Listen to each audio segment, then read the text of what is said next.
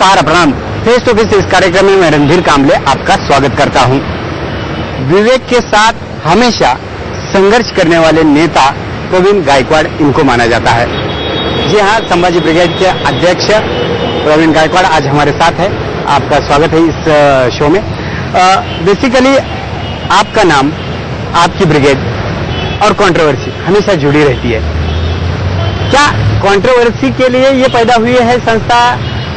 क्या लॉजिक लेकर आप लड़ रहे हैं? नहीं, संभाजी ब्रिगेड के बारे में आप अगर सोचते हैं कि कंट्रोवर्सी के लिए, तो मैं तो ये मानता नहीं हूं। जिस विचार से हमने ये संस्था शुरू की है वो है महात्मा ज्योतिबा फुले का सत्य शोधक विचार। जब हम सत्य सोचते हैं तो सत्य जानने का हमको सबको अधिकार है। सत्य में वो जयते, सत्य सत्य और सत्य। और महात्मा गांधी ने भी सत्य में वो जयते करके ही प्राण छोड़ा था कि सत्य के लिए हमारे सब महापुरुष लड़े, तो सत्य जानने का सबको अधिकार है, ऐसे हम मानते आए। और जब सत्य हम लोगों को बताना चाहते हैं तो इधर की जो व्यवस्था है वो उसे बंदिस्त रखना चाहती है। जो विचार हम लोगों को देना चाहते हैं हमारा महापुरुषों का विचार है, ना कि हमारा संगठन का और ना ही हमारे नेताओं का, ना ही मेरा। तो ये महापुरुषों का विचार जब हम लोगों के पास लेके जाते हैं तो संघर्ष तो होने वाला ही है, क्योंकि सत्य बताना ये हमारा कर्म है और धर्म है। लेकिन संभाजी ब्रिगेड चर्चा में आ गए भंडारकर इंस्टीट्यूट तोड़फोड़ करने की। आज भी आप, अब कुछ वक्त गया है, आज भी आप उस घटना का समर्थन करते हैं। क्या लॉजिक है? जी देखिए, इधर जो व्यवस्था है वो ब्राह्मणी व्यवस्था है जो गए 5000 सालों हम पे राज करती आई है। धर्म के नाम पर हमें गुलाम बना रही है और इस बात को लेकर हम समाज में चर्चा करना चाहते हैं, उनको जानकारी देना चाहते हैं। तो इसका मतलब ये नहीं कि हमने भंडारकर पे जो हल्ला किया था या जो कार्रवाई की थी वो गलत है।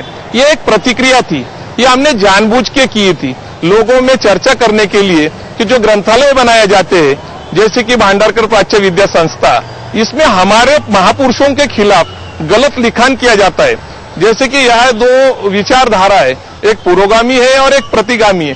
प्रतिगामी लोगों को जानबूझकर छत्रपति शिवाजी महाराज हिंदू के समर्थक दिखाने और पुरोगामी लोगों को बताना है कि ये महात्मा फुले की प्रेरणा थी। तो ये दो विचारों का संघर्ष है और इस संघर्ष के हिसाब से हमने भंडारकर प्राच्य विद्या पे हल्ला किया था, कार्रवाई की थी। इसका मतलब ये था कि जेम्स लेन को जो सहकार्य जो भंडारकर प्राच्य विद्या के विद्वानों ने किया था, उन्होंने उनको ये जानकारी दी कि छत्रपति शिवाजी महाराज के पिताजी ये शाहजी राजे नहीं है बल्कि उनके गुरुजी थे दादोजी कोंडदेव, ऐसी गलत बात बताने से। और ये इंटरनेशनल किताब छप गई। जेम्स लेन ने Hindu king in Islamic India ये किताब लिखी और इस किताब से छत्रपति शिवाजी महाराज की बहुत बड़े पैमाने पे बदनामी हुई और इसके खिलाफ हमने भंडारकर पे कार्रवाई की और आज भी मुझे उसका गर्व है। लेकिन आप लड़ते हैं, वक्त पड़ा तो रास्ते पर उतरते हैं, लेकिन उसके साथ साथ आपकी एक खूबी भी है, आप लॉजिकल जवाब देना भी जानते हैं। बहुत सारी किताबों से, भाषण के द्वारा आपने लॉजिकल ये लड़ाई लड़ने का काम किया है। क्या लगता है आपको ये इतना आसान है जो यहाँ की सिस्टम के खिलाफ नया विचार देना? नहीं, देखो, हमारी जो संविधान है उसने हमें बताया है कि इस देश में समता बनाना है और समता बनाने के लिए इस देश में स्वतंत्र विचार देने की जरूरत है और स्वतंत्र विचार देने के बाद आजादी मिल सकती है और बंधुभाव निर्माण हो सकता है, भाईचारा निर्माण हो सकता है। इसके लिए हमें कोई भी कीमत चुकानी पड़ी तो हम चुकाने के लिए तैयार है। हमारा जो विचार है हमारा खुद का विचार नहीं है, हमारे महापुरुषों का विचार है। पुरखों से ये बात चली आ रही है। आज हम नहीं कह रहे, संत तुकाराम महाराज कहते थे, संत नामदेव महाराज कहते थे, महात्मा फुले कहते थे, छत्रपति शिवाजी महाराज, छत्रपति शाहू महाराज और बाबा साहेब अम्बेडकर ने जो संविधान हमें दिया उस संविधान के आधार पे हम काम कर रहे हैं और हमें इसका कोई भी खेद नहीं है। हमें इसका गर्व ही है कि हम महापुरुषों का विचारों का प्रचार प्रसार कर रहे हैं और उसके लिए कोई भी कीमत आए तो हम उसको अदा करने के लिए तैयार है। आजकल एक किताब चर्चा में है, शिवाजी महाराज के बदनामी के जो सेंटर्स है उनके बारे में एक किताब चर्चा में है। अलग अलग रास्ते पर, अलग अलग जगह पर उसका कुछ लोग विरोध भी कर रहे हैं। क्या कहती है ये किताब? देखिए, जेम्स लेन की किताब आने के बाद इस किताब के खिलाफ हम हाई कोर्ट में गए। हाई कोर्ट में उसके ऊपर जो बंदी लगी थी महाराष्ट्र सरकार ने उसको उठाई गई और उसके बाद सुप्रीम कोर्ट में ये केस चली गई। 3 लोग हमारे खिलाफ में कोर्ट में चले गए। और जब बहुजन समाज जो है पूरा देश का, वो जानता है कि शिवाजी महाराज की बदनामी जेम्स लेन ने की है, उस किताब पे बंदी होनी चाहिए, लेकिन सुप्रीम कोर्ट ने वो किताब की बंदी उठाई। बोलने का और सोचने का और लिखने का जो स्वतंत्र घटना में दिया है, उसके बारे में उसने स्टैंड लिया और ये किताब की बंदी उठाई गई।